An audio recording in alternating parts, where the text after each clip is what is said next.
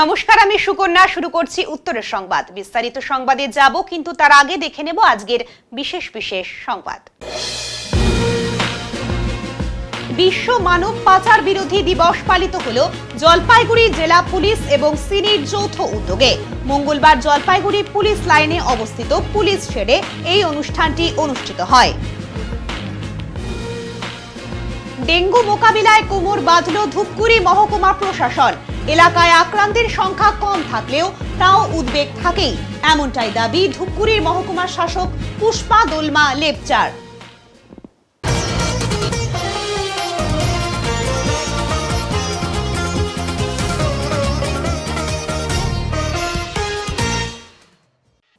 পৌর পরিষেবা সম্পূর্ণরূপে ভেঙে পড়েছে।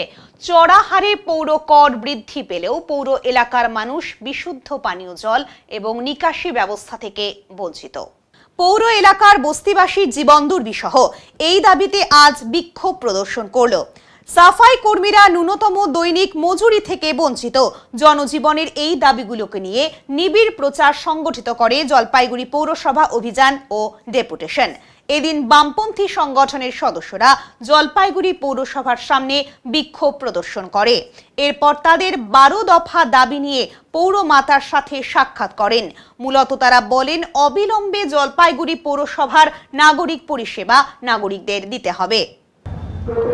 জলপাইগুড়ি পৌরসভার রাস্তাঘাট, পানীয় জল থেকে শুরু করে নাগরিকদের জন্য পথবাতি কিংবা আবাসন যোজনা সমস্ত ক্ষেত্রেই হচ্ছে তলানিতে চলে গেছে।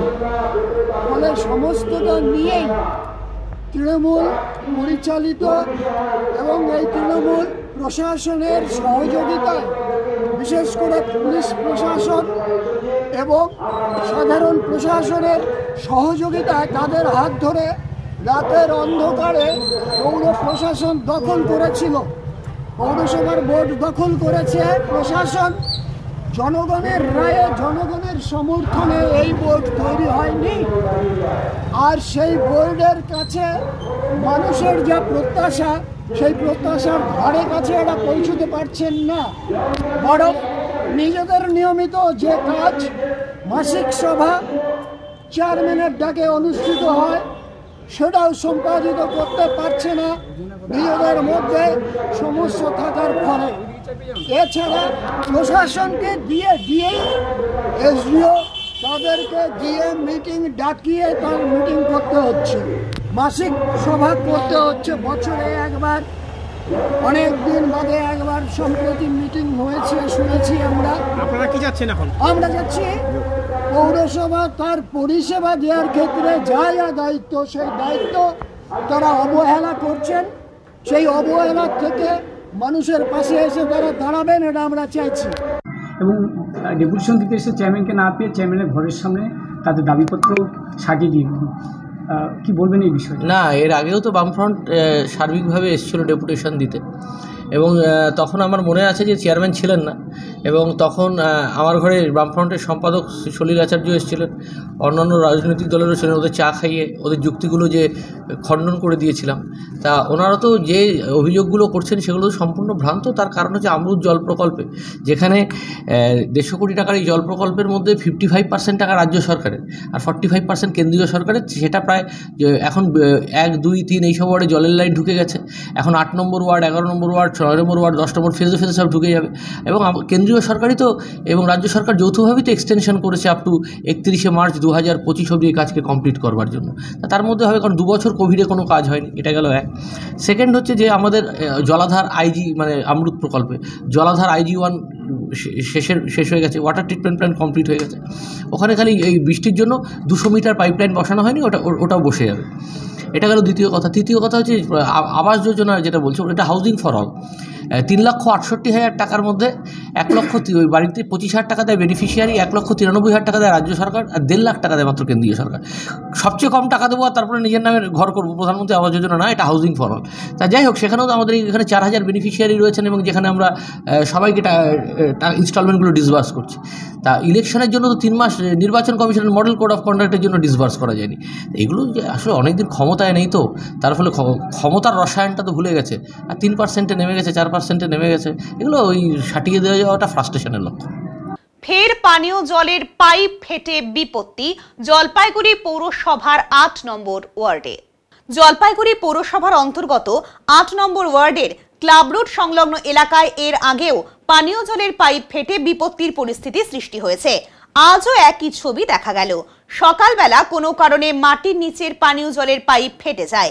এর ফলে সাধারণ মানুষের চলাফেরার অসুবিধে হয়। সবচেয়ে বড় সমস্যা হয় পানীয় জলের গতি কমে যাওয়ার ফলে জল নিতেও অসুবিধে হয় সাধারণ মানুষের।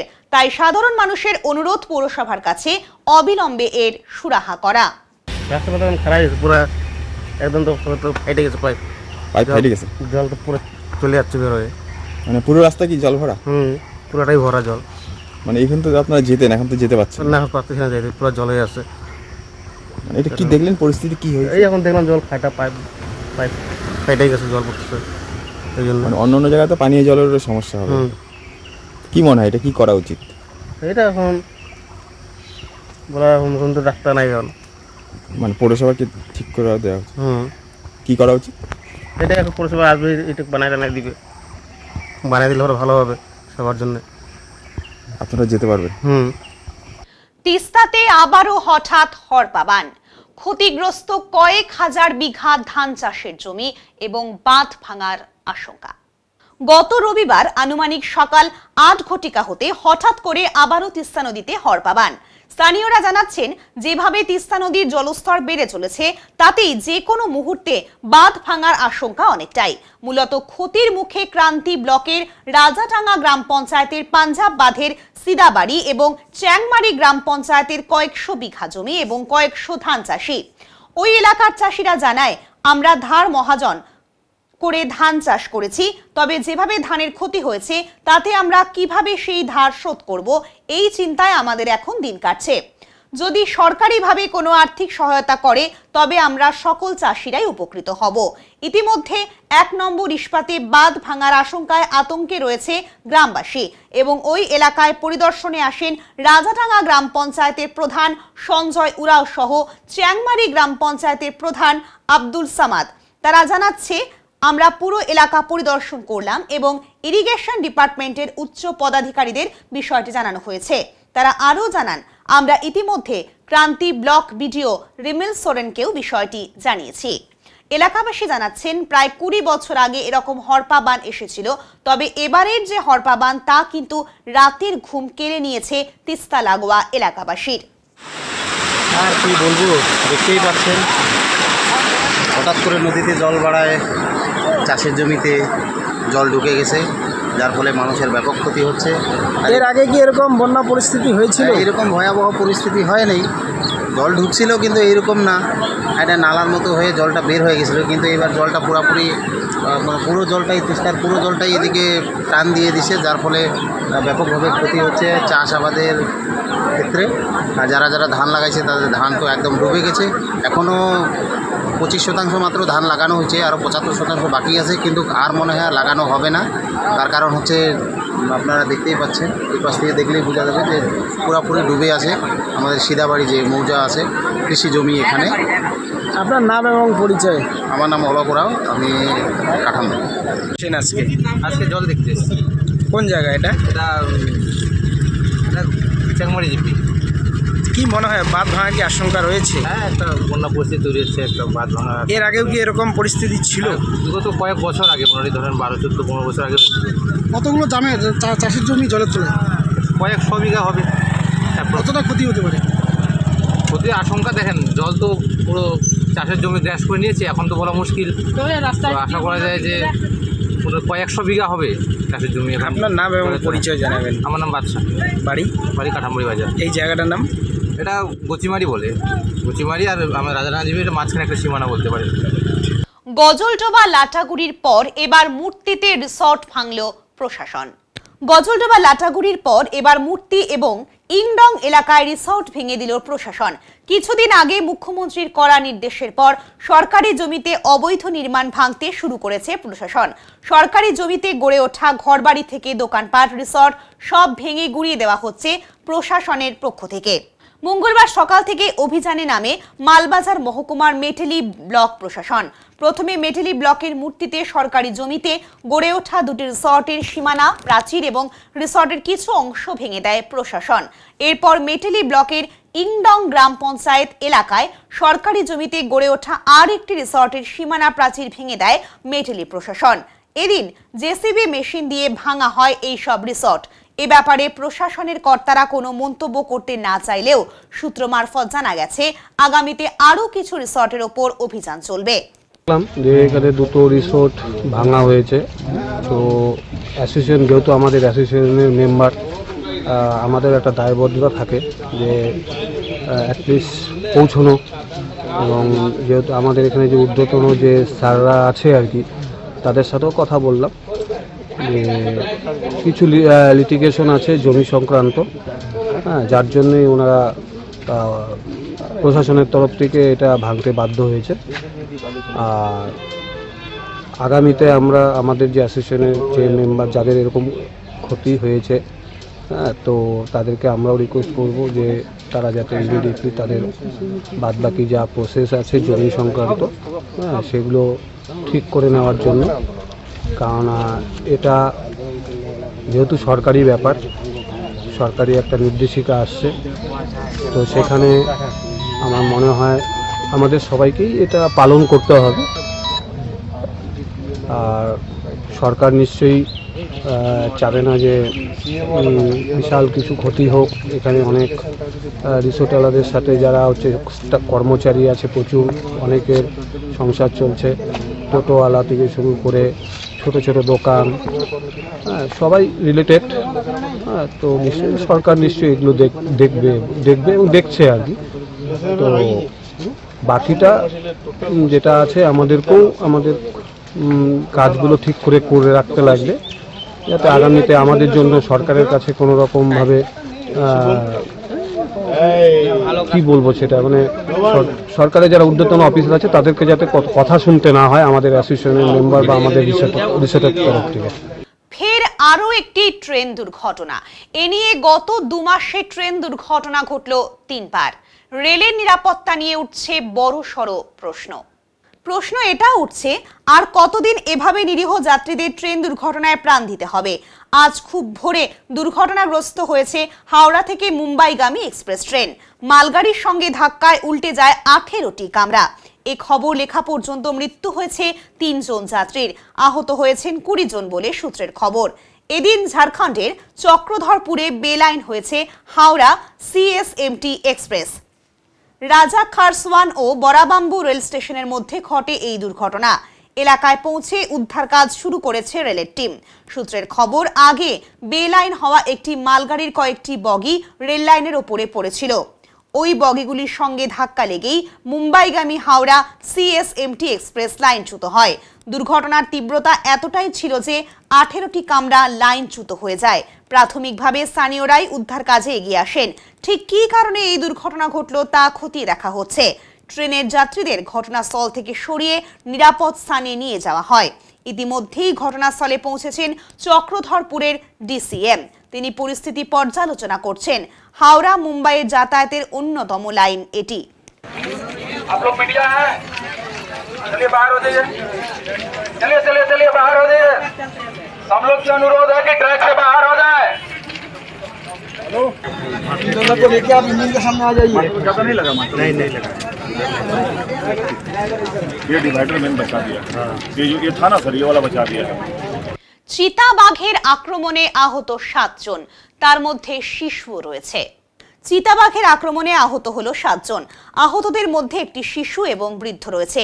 ঘটনাটি ঘটেছে মঙ্গলবার দুপুরে মালবাজার মহকুমার কুমলাই গ্রাম পঞ্চায়েতের নেপুচাপুর চা বাগান এলাকায়। আর এতেই আতঙ্ক ছড়িয়েছে গোটা চা বাগান জুড়ে। খবর পেয়েই ঘটনাস্থলে যায় মালবাজার ওয়াইল্ড লাইফের আধিকারিক সহ বনকর্মীরা। পাশাপাশি আহতদের উদ্ধার করে মালবাজার সুপার স্পেশালিটি হাসপাতালে চিকিৎসার জন্য নিয়ে আসা হয়েছে। স্থানীয় সূত্রে জানা গেছে মঙ্গলবার দুপুর নাগাদ নেপুচাপুর চা বাগান সংলগ্ন শ্রমিক বস্তির এক শিশুর নাম আয়ান রায় সে বাড়ির পাশে বাগানের মধ্যে খেলাধুলা করছিল। সেই সময় চা বাগান থেকে একটি চিতাবাঘ ওই শিশুকে আক্রমণ করে। এই দৃশ্য দেখে শিশুর দাদু গৌরাঙ্গ রায় ছুটে যায় চিতাবাঘের কাছে। রীতিমতো বাঘের সাথে লড়াই করেন তিনি। এমত অবস্থায় চিতাবাঘের হাত থেকে নিজের ছেলে এবং বাবাকে বাঁচাতে ঝাঁপিয়ে পড়ে মুকেশ রায়। এরই পাশাপাশি চিতাবাঘের হাত থেকে বাকিদের বাঁচাতে প্রতিবেশী 3 যুবক মার্কোস ওরাও, প্রদীপ ওরাও, মাংরি ওরাও চিতাবাঘের ওপর ঝাঁপিয়ে পড়ে। চিতাবাঘ সকলকে আহত করেই আবার চা বাগানের মধ্যে পালিয়ে যায়। এরপর আশেপাশের মানুষজন ছুটে এসে আহতদের উদ্ধার করে মালবাজার সুপার স্পেশালিটি হাসপাতালে চিকিৎসার জন্য নিয়ে আসে। বর্তমানে সকলের চিকিৎসা চলছে এই হাসপাতালে। ছোট্ট শিশুটির দাদু গৌরাঙ্গ রায়ের আঘাত গুরুতর হওয়ায় তাকে জলপাইগুড়ি হাসপাতালে রেফার করা হয়েছে। এরপর মালবাজারের হাসপাতালে ছুটে আসেন এবং আহতদের যাতে ঠিকঠাক চিকিৎসা হয় তার ব্যবস্থা করেন মালবাজার বন আধিকারিকেরা। পাশাপাশি দুর্ঘটনাস্থল নেপুচাপুর চা বাগানে বর্তমানে বনকর্মীরা টহলদারি জারি রেখেছেন, খোঁজ চালাচ্ছেন ওই চিতাবাঘের। বর্তমানে চা বাগানের শ্রমিকদের ওই এলাকায় যাতে বারণ করেছেন বনকর্মীরা। স্থানীয় সূত্রে জানা গেছে অবিলম্বে এই চা বাগানে খাঁচা পেতে চিতাবাঘ খাঁচাবন্দি করতে হবে। ওর পিছনে পিছনে আমি আসছি, তারপরে লাফায় ওকে ধরছিল, ওকে আমি সরাই দিয়ে তারপরে আমাকে ধরছি। কজন ছিলেন ওখানে আপনারা? আমরা তিনজন ছিলেন। তিনজনকে আক্রমণ করছে? হ্যাঁ, এইভাবে ধরছি। ঘটনা ওই যে বাগানে তো বলে বাঘ আসছে, তো তো ওই যে ছেলেটার নাতিটা গেছে। নাতিটার নাম কি?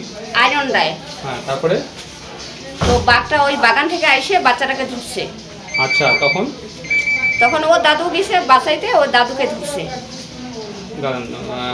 বাচ্চাটার নাম বললেন কি? আয়ন রায়। দাদুর নাম কি? গৌরাঙ্গ রায়। তখন দাদু বাচ্চাটাকে বাঁচালো? হ্যাঁ। কিভাবে?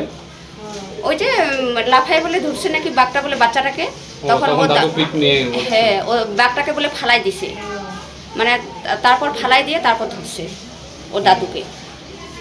দাদুর সাথে একটু লড়াইও হয়ে গেছিল? হ্যাঁ।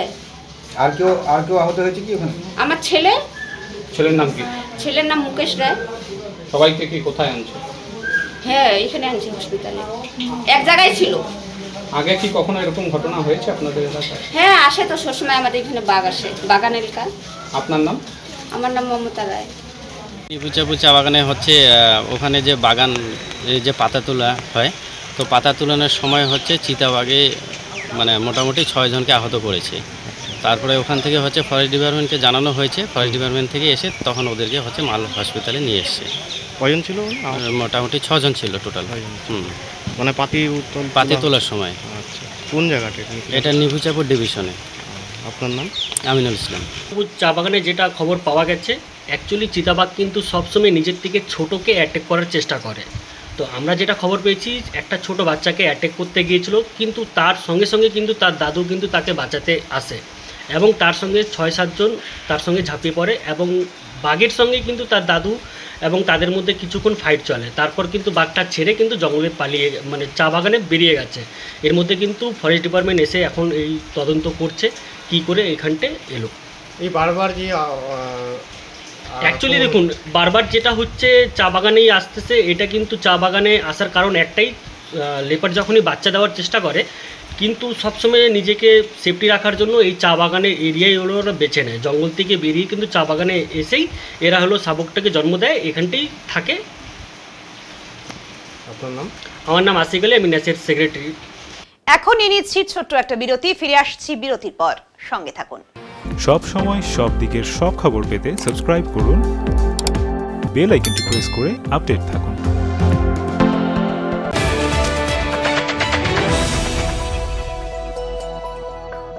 আপনার শহরে প্রসিদ্ধ লৌহ বিপণী কেএস আয়রন হাউসের তরফে সকলকে জানাই প্রীতি ও শুভেচ্ছা। এখানে আপনি পাবেন নামি দামি ব্র্যান্ডের সকল প্রকার লৌহ সামগ্রীর বিপুল সম্ভার। এখানে পাবেন square pipe, round pipe, angles, square bar, পাতি, শীট, টিনের বিভিন্ন আইটেম। এছাড়াও রয়েছে all type of grill and আলমারি ফ্যাক্টরি আইটেম। প্রতিষ্ঠিত মার্বেল ব্যবসায়ী দীপেন্দ্র চক্রবর্তী ও তার সহধর্মিনী মৌসুমী চক্রবর্তীর কেএস আয়রন হাউসে প্রতিটি জিনিসই পাবেন রিজনেবল রিজনেবল প্রাইসে। তাই এবার আর বাইরে ছুটতে হবে না আপনাদের। লোহা ও লৌহজাত সামগ্রী সুলভ মূল্যে কিনতে তাই আজই আসুন। আমাদের ঠিকানা কেএস আয়রন হাউস, 4 নম্বর ঘুমটি, জলপাইগুড়ি।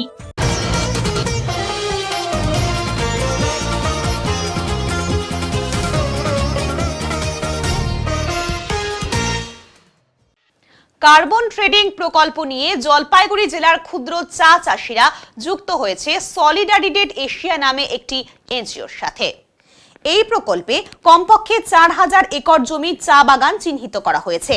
গতকালই ওই সংস্থার তরফে জার্মানির এডওয়ার্ড মার্জার জলপাইগুড়ির ক্ষুদ্র চা বাগানের পাশাপাশি ময়নাগুড়ির ভোটপট্টির স্বনির্ভর গোষ্ঠীর দ্বারা পরিচালিত চা ফ্যাক্টরি, অসম মোড়ের একটি বটলিফ ফ্যাক্টরি ও ডেঙ্গুয়াঝাড় চা বাগান পরিদর্শন করেন। এডওয়ার্ড বলেন, চা বাগানে কার্বন ক্রেডিটের সম্ভাবনা প্রচুর এবং খুব শীঘ্রই জলপাইগুড়িতে এই প্রজেক্ট পাইলট হিসেবে শুরু হবে। সমিতির সম্পাদক বিজয় গোপাল চক্রবর্তী এই উদ্যোগকে স্বাগত জানান। তিনি বলেন, এই উদ্যোগ থেকে চা চাষিরা অতিরিক্ত আয় করতে পারবেন। কার্বন ক্রেডিট বলে একটা নতুন প্রজেক্ট আসছে। কার্বন ক্রেডিটটা হচ্ছে সারা ইউরোপিয়ান কান্ট্রিতে যখন আপনার ব্যাপকভাবে বৃক্ষচ্ছেদন করে যখন ইন্ডাস্ট্রি হয়েছিল, তার ফলে সেখানে কার্বন ডাইঅক্সাইড প্রচুর গ্রিন হাউস তৈরি হয়েছিল। তো সেটাকে এখন উন্নতশীল দেশ, আমাদের মতো দেশে, চায়না, ভারতবর্ষ সবচেয়ে বেশি গুরুত্বপূর্ণ কার্বন ক্রেডিটের ক্ষেত্রে, গাছ লাগিয়ে সেই কার্বনটা নির্গমনটা কমানোর জন্য একটা সার্টিফিকেট দেওয়া হবে, যেটা একটা ভালো দাম পাওয়া যাবে। তো আমাদের জলপাইগুড়ি জেলা ক্ষুদ্র চা চাষী সমিতির সঙ্গে সলিডারিটি এশিয়ার বলে একটা এনজিওর কাজ হচ্ছে, যারা ইন্ডিয়াতে চা বাগানে এই কার্বন ক্রেডিট প্রজেক্টটা চালু করতে চলেছে। তা ওনাদের যে মেইন, তিনি এসছেন জার্মানি থেকে একজন দেখতে যে চায়ের ভ্যালু চেনে কীভাবে এটাকে লাগানো যায় এবং চায়ের জন্য কতটা কার্যকরী হয়। আজকে ওনাকে আমরা ক্ষুদ্র চা চাষী বটলি ফ্যাক্টরি, আমাদের সেলফ হেল্প গ্রুপের ফ্যাক্টরি এবং গুড্রিকে ডেঙ্গুয়াজার ফ্যাক্টরিতে ওনাকে আমরা নিয়ে গেলাম টোটাল ভ্যালু চেনটা দেখে, যাতে যত তাড়াতাড়ি এই প্রজেক্টটা ভারতবর্ষে চালু করা যায়। এবং পাইলট হিসাবে জলপাইগুড়িকেই বাছা হয়েছে। সবচেয়ে বড় কথা, এখান থেকে চা শিল্প একটা এক্সট্রা রেভিনিউ ইনকাম করতে পারবে, যার ফলে অর্থনৈতিক সমৃদ্ধি হবে। তো আমরা এটাকে ওয়েলকাম করছি এবং আগামী 5 বছরের মধ্যে সারা বিশ্বে এই যে জিনিসটা, এটা হচ্ছে প্যারিসে 2014 সালে জলবায়ু ক্লাইমেট চেঞ্জে কনফারেন্স ছিল, সেখানে এটা এগ্রিমেন্ট হয়েছে এবং জাপানের কিয়োটো সম্মেলনের একটা চুক্তি থেকে এটা চালু হয়েছে এবং ভবিষ্যতে কার্বন ক্রেডিট একটা বড় চা শিল্পে একটা বড় অর্থনৈতিক সমৃদ্ধির পথে একটা বড় কিন্তু জায়গা নেবে বলে আমরা মনে করছি। ডুয়ার্সের পুজো এবং পর্যটন মরশুমে রক্ত সংকট মেটাতে উদ্যোগী যুব আধিকারিক। গুটি গুটি পায়ে এগিয়ে আসছে শারদীয়া দুর্গোৎসব, বাড়ছে পুজোর আয়োজনের ব্যস্ততা। 15ই সেপ্টেম্বরের পর থেকেই ডুয়ার্সে ভিড় বাড়বে পর্যটকদের। তবে ব্যাধি এবং দুর্ঘটনার যে কোনো নির্দিষ্ট সময় থাকে না, আর এটাই ভাবিয়ে তুলেছে ডুয়ার্সের মেটেলি ব্লক যুব আধিকারিক অর্ণব ভট্টাচার্যকে। স্বামী বিবেকানন্দের আদর্শে অনুপ্রাণিত প্রকৃত অর্থেই তিনি একজন যুব আধিকারিক। শারদীয়া উৎসবের সঙ্গে শিয়রে পর্যটন মরশুম, এমন পরিস্থিতিতে অন্যান্য সময়ের চেয়ে অনেকটাই কমে যায় রক্তের যোগান, যে কারণে রক্ত জোগাড় করতে গভীর সংকটে পড়তে হয় মুমূর্ষু রোগীর আত্মীয় পরিজনদের। এবারে সেই সংকট কিছুটা হলেও মেটানোর লক্ষ্যে সোমবার সকাল থেকে মেটেলি যুব কল্যাণ দপ্তর এবং এতদ অঞ্চলের দামালদের নিয়ে গঠিত বিভিন্ন স্বেচ্ছাসেবী সংগঠনের সহযোগিতায় মেটেলির যুব আবাসে আয়োজিত এক স্বেচ্ছায় রক্তদান কর্মসূচিতে ফোঁটা ফোঁটা করে প্রায় 50 ইউনিট রক্ত সংগ্রহ হলো আম জনতার প্রয়োজন মেটাতে।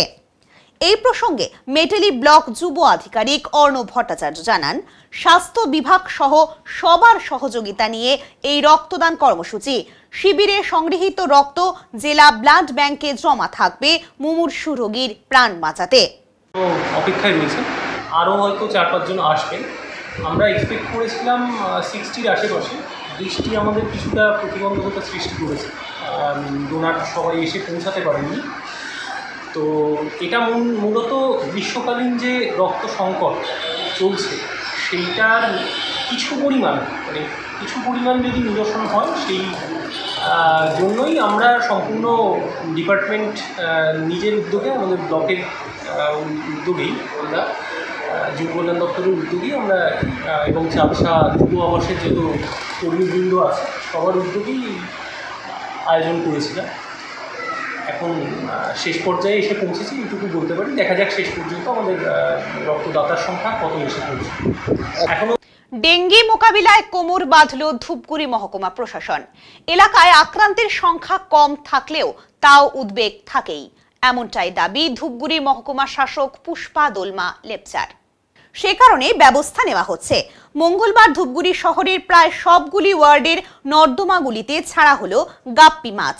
আনুষ্ঠানিকভাবে পুরসভার 10 নম্বর ওয়ার্ডে ধূপগুড়ি মহকুমা শাসক পুষ্পা দোলমা লেপচা, পুরসভার বোর্ড অব অ্যাডমিনিস্ট্রেশনের chairperson Bharati Barman, sanitary inspector Anjan Roy নর্দমাতে গাপ্পি মাছ ছাড়েন। সেই সঙ্গে ওয়ার্ডগুলিতে সার্ভে করেছেন পুরসভা নিযুক্ত কর্মীরা।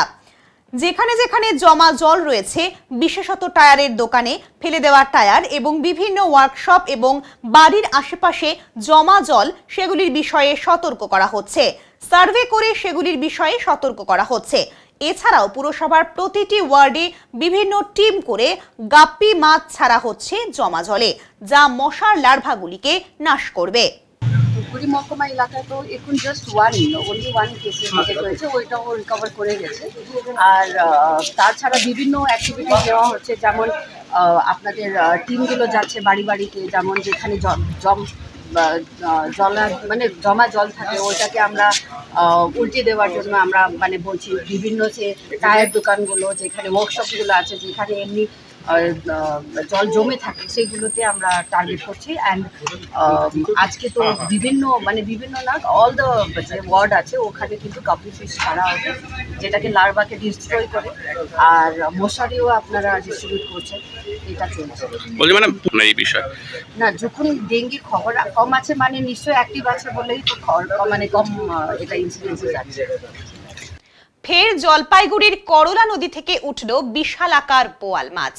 আজ বিকেলে শহরের সুনীতিবালা সদর উচ্চ বালিকা বিদ্যালয়ের সামনের করলা নদী থেকে এই বিশালাকার মাছটি ধরতে সক্ষম হয়েছে 2 নম্বর ওয়ার্ডের বাসিন্দা অজয় পাসওয়ান। এত বড় আকারের মাছ ধরার খবর চাউর হতেই এলাকায় ভিড় জমান অনেকেই। বোয়াল মাছটির আনুমানিক ওজন 10 কেজির ওপরেই হবে বলে জানান অজয়। তিনি আরো বলেন, নিয়মিতই করলা নদীতে মাছ ধরতে আসি। এর আগেও আমি বড় আকারের আরেকটি বোয়াল মাছ পেয়েছিলাম, আজ 2টি বোয়াল পেয়েছি। ছোট মাছটির ওজন প্রায় 3 কিলোগ্রাম হতে পারে বলে ধারণা। টানা বড়শিতেই মাছগুলি ধরতে সক্ষম হয়েছি। তবে এর চেয়ে আরো বড়, অর্থাৎ 18 থেকে 20 কিলোগ্রাম ওজনেরও বোয়াল মাছ করলা নদীতে রয়েছে বলে তিনি জানান। মাছটি বিক্রি করে দেওয়া হবে বলে জানান অজয়। অন্যদিকে জলপাইগুড়ির প্রকৃতি প্রেমী সংগঠনের কনভেনার দীপাঞ্জন বক্সি জানালেন, এত বড় মাপের বোয়াল মাছ ধরা পড়ায় স্বাভাবিকভাবেই খুশি উপস্থিত সকলেই। আজ 2টো বোয়াল মাছ পাওয়ার পাশাপাশি একটি বড় রুই ও একটি কালবাউস মাছও ছিপের সাহায্যে ধরা গেছে।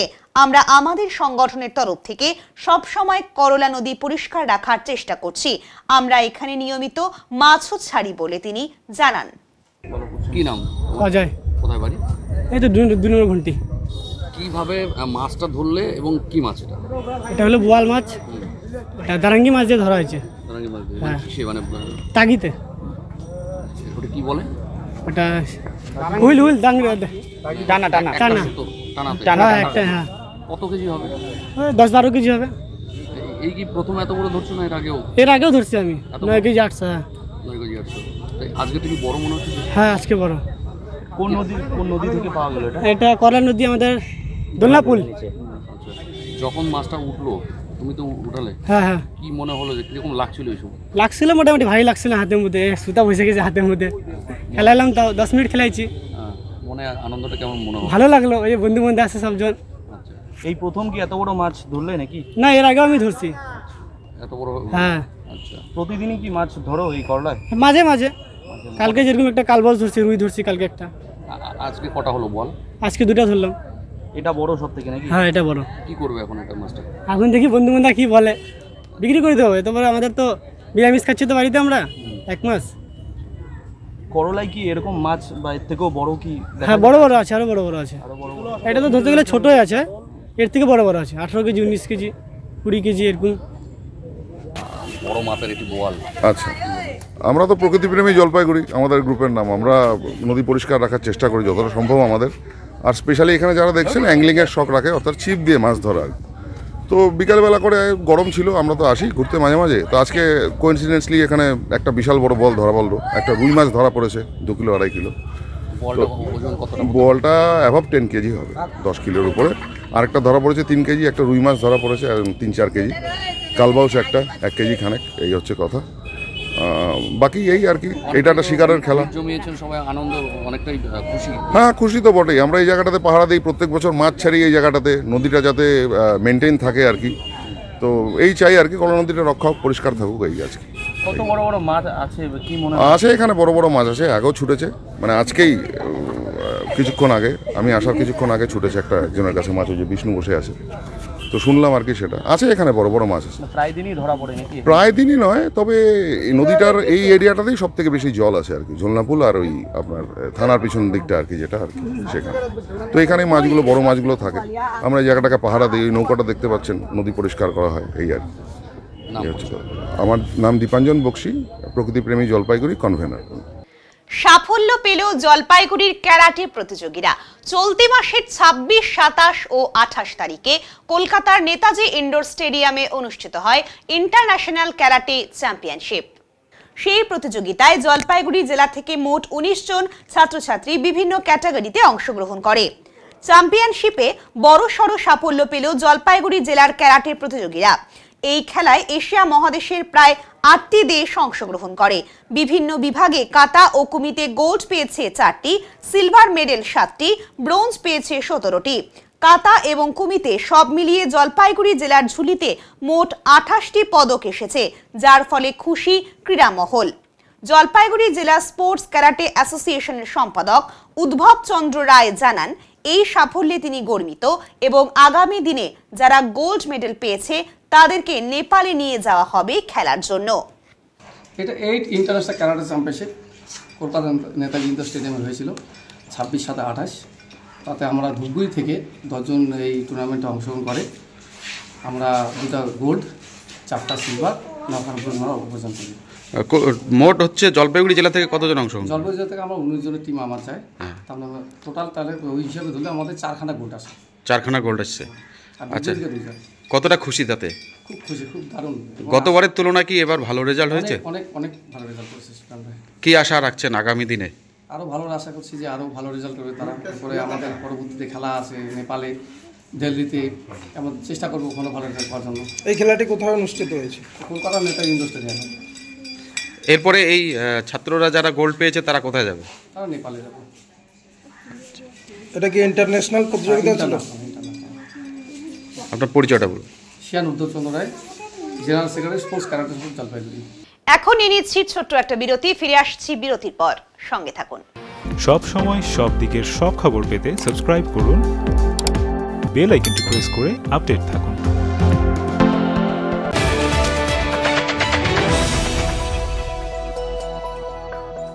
প্রিয় শহরবাসী, জলপাইগুড়িতে খুলে গিয়েছে ঝুলান্সের মতো প্ল্যাটফর্ম, যেখানে একই সাথে ছেলে মেয়ের স্কিন হেয়ার চেক করার পর বেসিক টু প্রিমিয়াম সার্ভিস প্রোভাইডের সাথে বিউটিশিয়ান এবং ব্রাইডাল মাস্টার ক্লাসের ট্রেনিংও করানো হয়। এছাড়াও মেম্বারশিপের সুবিধা আছে। ঝুলান্সে মোল এবং ট্যান রিমুভাল ট্রিটমেন্ট এবং ইয়ারলোব রিপেয়ার ট্রিটমেন্টও করা হয়।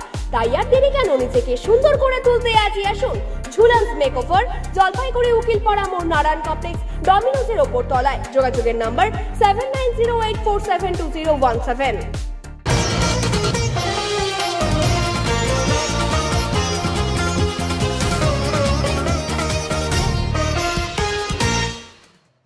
বিশ্ব মানব পাচার বিরোধী দিবস পালিত হলো জলপাইগুড়ি জেলা পুলিশ এবং সিনির যৌথ উদ্যোগে। এদিন জলপাইগুড়ির পুলিশ লাইনে অবস্থিত পুলিশ শেডে এই অনুষ্ঠানটি অনুষ্ঠিত হয়। এদিনের এই অনুষ্ঠানে উপস্থিত ছিলেন জলপাইগুড়ির জেলা পুলিশ সুপার খান্ডবাহালে উমেশ গণপত, সিনি অর্গানাইজেশনের বিভিন্ন সদস্য, ডিস্ট্রিক্ট লিগ্যাল সার্ভিস অথরিটির সেক্রেটারি গ্লাডি বোমজান সহ পুলিশের আধিকারিকেরা। এদিন জেলার বিভিন্ন এলাকার সিভিক ভলেন্টিয়ার এবং ভিলেজ পুলিশদের নিয়ে এই অনুষ্ঠানটি অনুষ্ঠিত হয়। অডিও ভিজুয়াল পদ্ধতির মাধ্যমে এদিন সিভিক ভলেন্টিয়ার এবং ভিলেজ পুলিশকে বিশ্ব মানব পাচারের বিষয়ে জানানো হয়। শুধু মানব পাচার নয়, বাল্যবিবাহ, শিশুশ্রম, শিশুদের প্রতি যৌন অত্যাচার এবং বেআইনি দত্তকের বিরুদ্ধেও এদিন আলোচনা করা হয়। এর পাশাপাশি শিশু সুরক্ষা সংক্রান্ত বিভিন্ন আইন সম্পর্কেও আলোচনা করা হয়। এদিন ডিস্ট্রিক্ট চাইল্ড প্রোটেকশন ইউনিটের পিওএনআইসি জয়দীপ ব্যানার্জি মানব পাচার এবং শিশু সুরক্ষা নিয়ে বিস্তারিত আলোচনা করেন। এই বিষয়ে জলপাইগুড়ি পুলিশের ডিএসপি ক্রাইম রুদ্রনারায়ণ সোম জানান, আমাদের আজকে জলপাইগুড়ি পুলিশ এবং সিনির যৌথ উদ্যোগে আজ এই অনুষ্ঠানটি অনুষ্ঠিত হচ্ছে। সিভিক ভলেন্টিয়ার এবং ভিলেজে পুলিশেরা আমাদের একদম প্রাথমিক স্তরে তথ্য প্রদান করবে। যেহেতু সিভিক ভলেন্টিয়ার এবং ভিলেজে পুলিশেরা যে কোনো এলাকাকে ভালো মতন জানেন, সেই কারণে আমরা তাদেরকে নিয়েই এই অনুষ্ঠান করছি। এতে আমাদের তথ্য আদান প্রদানে অনেক সুবিধা হবে, তার পাশাপাশি মানব পাচারও রোধ করা সম্ভব হবে। অপরদিকে সিনির নর্থ বেঙ্গল প্রজেক্ট কোঅর্ডিনেটর বিমান চৌধুরী জানান, আজ আমাদের বিশ্ব মানব পাচার বিরোধী দিবস পালিত হচ্ছে। সিভিক ভলেন্টিয়ার এবং ভিলেজ পুলিশের নিয়ে আজকে আমরা রিফ্রেশমেন্ট প্রোগ্রাম করছি। অনেক সময় আমরা দেখতে পারি চা বাগান এলাকায় ট্রাফিকিং বেশি পরিমাণে ঘটে। যাতে এই ট্রাফিকিং না ঘটতে পারে, সেই কারণে সিভিক ভলেন্টিয়ার এবং ভিলেজ পুলিশদের উপর আমরা বেশি জোর দিচ্ছি। আমরা পরবর্তীতে ব্লক লেভেল এবং থানা লেভেলে সিভিক ভলেন্টিয়ার এবং ভিলেজ পুলিশদের নিয়ে এই ধরনের অনুষ্ঠান করব। দেখা যায় কি এমনভাবে ইনফরমেশনটা আসে যার থেকে খুব সহজে মানুষ বুঝতে পারে না এই আদৌ ট্রাফিক হয়েছে কি হয়নি। হ্যাঁ, তো সেইটাকে মানে অপরাধের গভীরে যাতে এরা পৌঁছতে পারে, যারা বুঝতে পারে যে না অপরাধটা কীভাবে সংগঠিত হয়েছে সেটার জন্যই, এবং আপনার রিকভারি কিভাবে তারা ওদেরকে ট্রিট করবে সেটার জন্যই আমরা এদেরকে বললাম স্যার একটা বিষয়, সেটা হচ্ছে একজন প্রস্তাবও দিয়েছিলেন যেটা ওই পঞ্চায়েত লেভেলে কোনো নথি বা তথ্য একটা নথিভুক্ত করা। আপনাদেরকে একটা পুলিশ এবং প্রশাসনকে ওরা বলছে যে যারা নিতে আসছে বা যে যাচ্ছে কোনো রেজিস্টার মেনটেন করা, যে গ্রাম থেকে কোন মেয়ে গেল, এরকম কি পুলিশ কিছু? এমনিতেই আমাদের একটা মিসিং একটা পোর্টাল থাকে, ঠিক আছে, কারা কারা মিসিং আছে এলাকায়। সেই মিসিং যেগুলো আমাদের পুরাতন মিসিং যেগুলো আছে সেগুলো আমাদের এই সিভিকরাই এবং আমাদের যারা জিপি অফিসার আছে তারা ডে টু ডে সেটাকে ভিজিট করে এলাকায় গিয়ে, ঠিক আছে, তারা রিকভারি হলো কি হলো না। এটা কি পঞ্চায়েতকে কোনো দায়িত্ব দেবেন যে গ্রাম পঞ্চায়েত লেভেল যে ওখানে সেখানে কোনো ডকুমেন্টস জমা দিয়ে যেতে হবে, যে নিতে আসছে, যে কাজের সন্ধানে যাচ্ছে, তাহলে কার সাথে যাচ্ছে? আমরা এই ব্যাপারটা আপনাদের যে প্রস্তাব সেটা আমরা যারা স্টেক হোল্ডাররা আছে তাদের সঙ্গে নিয়ে আমরা এটাকে বসবো, যেটা ইনভোট করার জন্য যে প্রস্তাব দিয়েছে সেটাকে আমরা রিভিউ করে দিচ্ছি। স্যার আপনার নাম এবং ডেজিগনেশনটা? রুদ্রনারায়ণ সোম, ডিএসপি ক্রাইম জলপাইগুড়ি। এখন দেখে নেব আজকের আবহাওয়ার সংবাদ।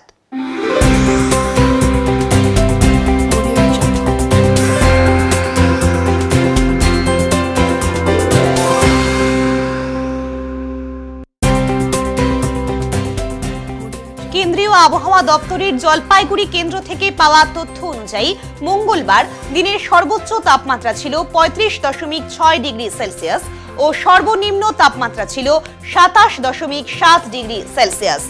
জলপাইগুড়ি শহর ও তার পার্শ্ববর্তী কিছু অঞ্চলে গত 24 ঘন্টায় বিক্ষিপ্তভাবে হালকা বৃষ্টিপাত হলেও তা পরিমাপ করা সম্ভব হয়নি।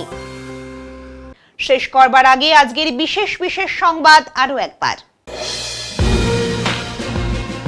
বিশ্ব মানব পাচার বিরোধী দিবস পালিত হলো জলপাইগুড়ি জেলা পুলিশ এবং সিনির যৌথ উদ্যোগে। মঙ্গলবার জলপাইগুড়ি পুলিশ লাইনে অবস্থিত পুলিশ শেডে এই অনুষ্ঠানটি অনুষ্ঠিত হয়। ডেঙ্গু মোকাবিলায় কোমর বাঁধল ধূপগুড়ি মহকুমা প্রশাসন। এলাকায় আক্রান্তের সংখ্যা কম থাকলেও তাও উদ্বেগ থাকেই, এমনটাই দাবি ধূপগুড়ির মহকুমা শাসক পুষ্পা দোলমা লেপচার। উত্তরের মন পরিবেশিত উত্তরের সংবাদ এখনকার মতো এ পর্যন্তই। নমস্কার।